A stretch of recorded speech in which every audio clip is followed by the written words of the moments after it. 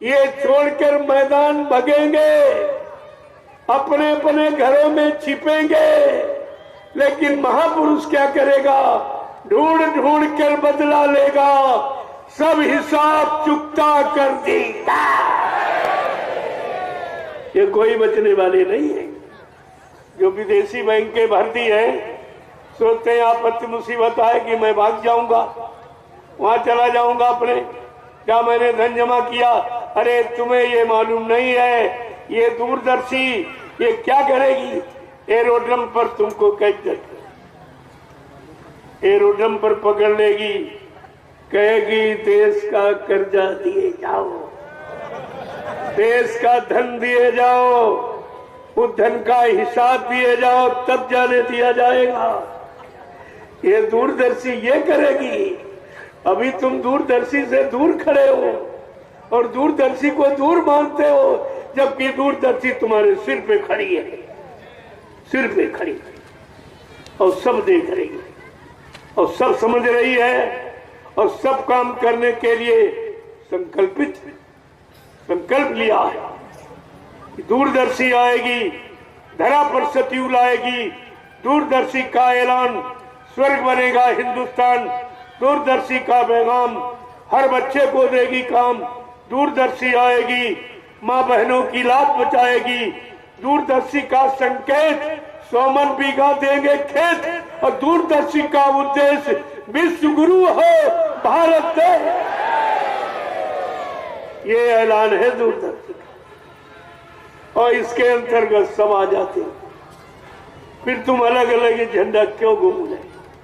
यही तुम्हारी कमजोरी है। अगर ये सब इकट्ठे हो जाए एक मंच पर, तो हिंदुस्तान में कोई माई का लाल नहीं है जो तुम्हारी जेब को काट सके। तुम्हारी विजय निश्चित है, लेकिन ऐसे फुटकर मारे जाओगे, सताए जाओगे, रोते रहोगे, कोई काम नहीं होगा। विक्टर में कोई काम नहीं होता है, काम होता है संगठन में। और बाबा जी ने 3 संगठन बनाए, तुम्हारे हित के, तुम्हारे भले, तुम्हारी सुख शांति, न्याय, सुरक्षा, रोजी रोटी पाने के लिए। पहला है जय गुरुदेव धर्म प्रचारक संस्था संगठन, दूसरा है दूरदर्शी संगठन, तीसरा है भूमि ज्योतक खेतिहर काश्तकार संगठन।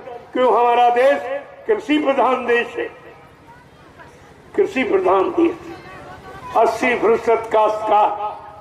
भूमि ज्योतक जमीन को जोतकर पैसा पैदा करने वाले, चाहे वो ट्रक चालक हो और चाहे बस चालक, वो भी भूमि ज्योतक है। उसको भी प्रति किलोमीटर जमीन भूमि तय करके ही किराया भाड़ा मिलता है, वो भी भूमि ज्योतक है। अभी तुम्हें पता नहीं कि भूमि ज्योतक किसे कहते हैं, कौन कौन भूमि ज्योतक में आता।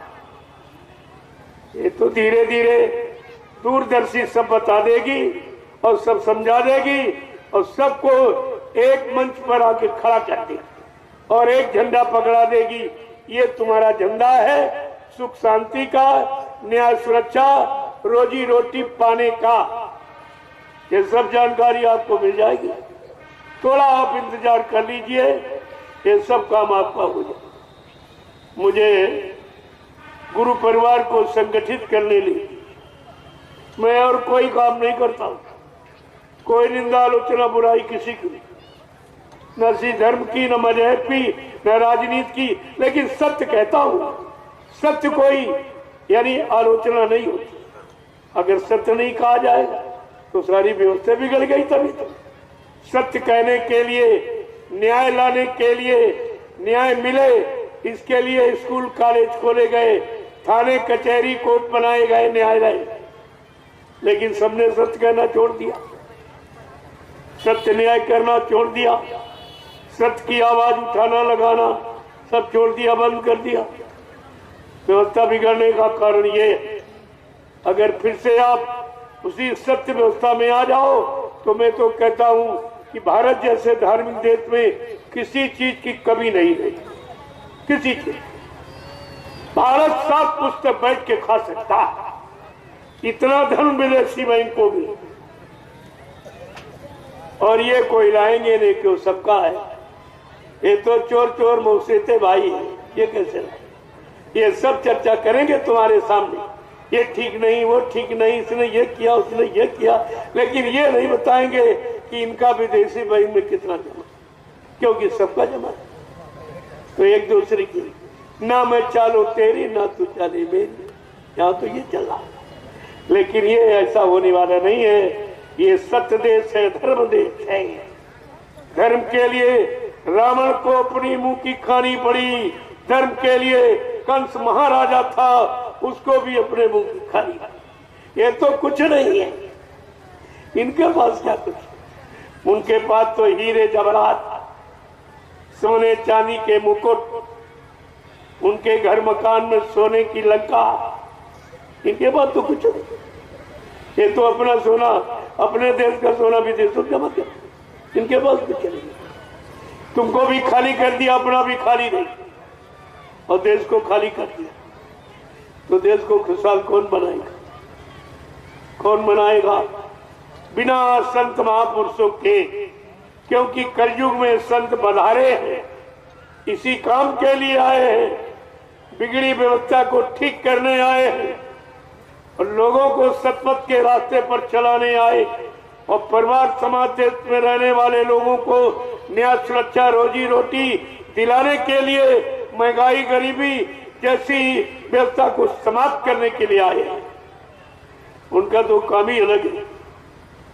इसलिए प्रेमियों, एक एक चीज को समझ कर, ये जागने का वक्त है, अब सोने का नहीं, बहुत सो चुके।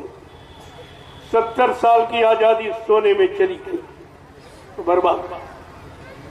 अब संत महात्मा पुनः आपको जगा रहे हैं, जाग जाओ, चेत जाओ, होश में आ जाओ, अपने को, अपने देश समाज को समझो, अपने मानव धर्म को, मानव कर्म को जानो कि हमें क्या करना चाहिए, क्या नहीं करना चाहिए, कैसे लोगों का साथ देना चाहिए, कैसे लोगों का साथ नहीं देना चाहिए। गोस्वामी जी महाराज ने ये भी जानकारी आपको रामचरितमानस के उत्तरकांड में दी है कि सुन खगपाती ये समुझी प्रसंगा, और बुध नहीं कर ये अधम कर संगा। का बुद्धिमान पुरुष कभी अधर्मियों का साथ नहीं करते, झूठ बोलने वाले, वादा खिलाफी करने वाले, दगेबाजी करने वाले के साथ कभी नहीं जाते, महंगाई बढ़ाने वाले, बेरोजगारी बढ़ाने वाले, टैक्स बढ़ाने वाले, हिंसा कराने वाले, ऐसों का साथ कभी नहीं करते।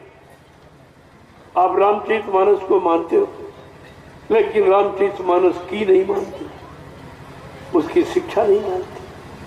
जय श्री राम के नारे लग रहे हैं, लेकिन रामचरितमानस को कोई नहीं मानता, वो कोई नहीं मानता। अपने मतलब की बात मानते कि जय श्री राम में तो सबकी आस्था, सबका विश्वास है। तो चलो इनके विश्वास, इनका ऐसे विश्वासियों के साथ में अविश्वास करो, इनको धोखा दो, धोखे में रखो, जय श्री राम के नारे लगाओ, लेकिन रामचरितमानस का एक शब्द भी नहीं है। अरे उसमें तो सच्ची राजनीति जो भगवान राम ने की थी इसी भारत भूमि पर, राम को मानते, राम की राजनीति भी तो मानो, तब तो मानता आपकी मानी जाएगी।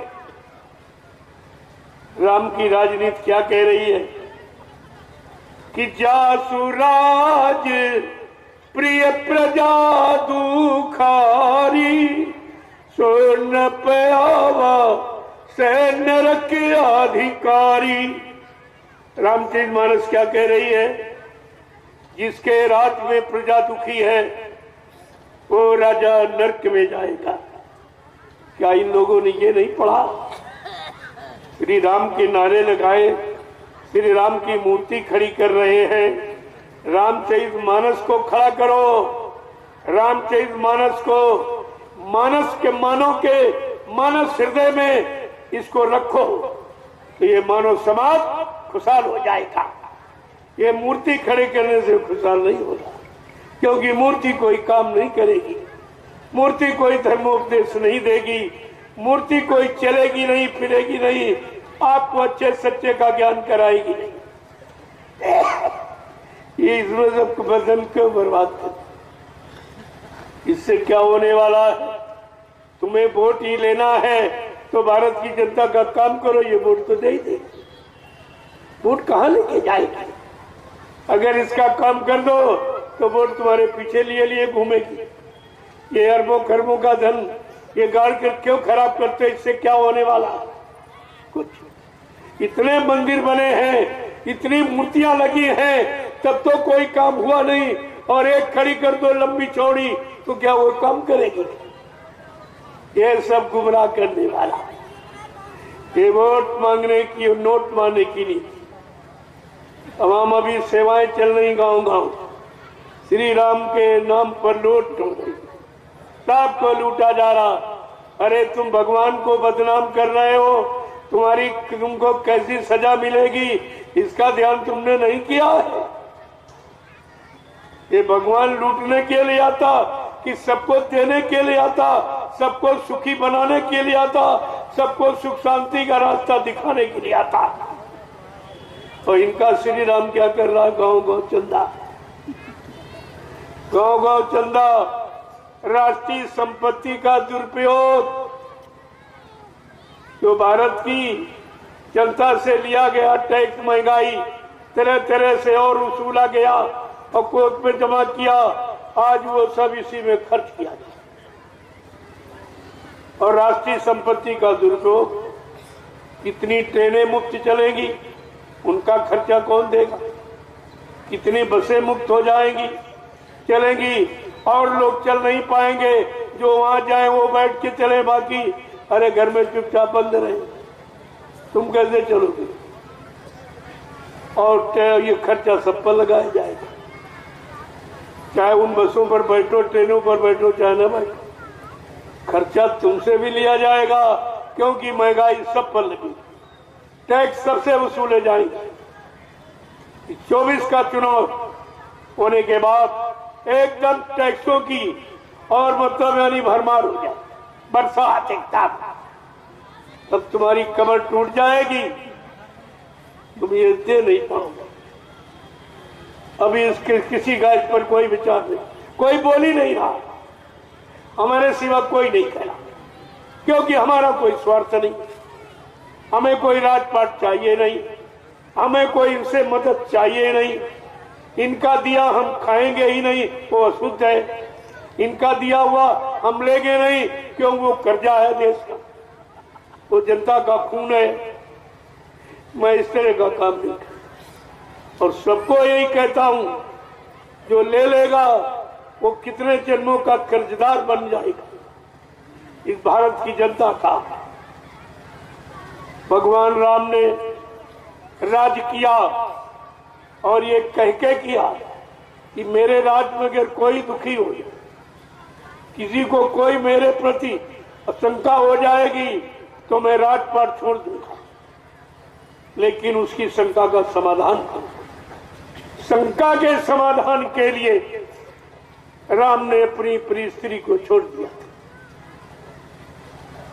केवल एक शंका, और यहां शंकाओं की समस्याएं बन गई।